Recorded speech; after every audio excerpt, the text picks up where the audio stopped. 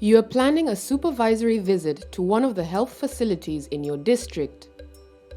During your visit, you will not have time to evaluate every aspect of the site's immunization services, but you want to make sure you review the most critical aspects so you can support the facility staff where it matters most.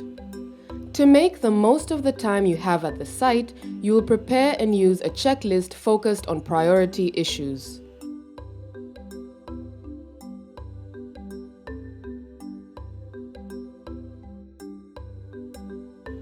A supervisory checklist is a list of priority items to observe and record during each visit. The checklist helps you evaluate how well health facility staff is performing across key areas of the immunization program.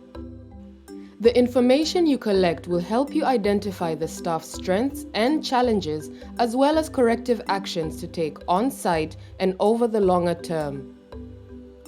As a supervisor, you will also refer back to checklists from previous visits to ensure you are following up on any issues identified. To ensure your supervision is consistent, use the same checklists at every site visit. However, you should also record and follow up on any critical issues you observe, even if they are not included in the checklist.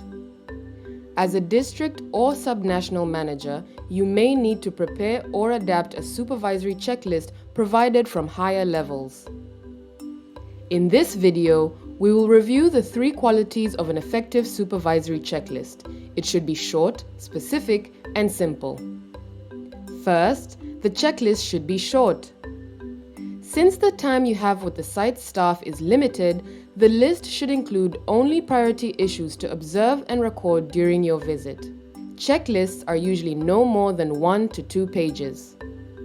A supervisor might use a longer checklist for a first visit to a facility, but follow-up visits should focus on key issues.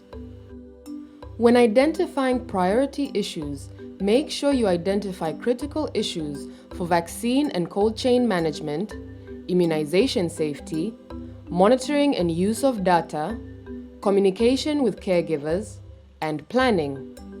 For each component, focus on the most critical aspects of immunization that are under your supervision.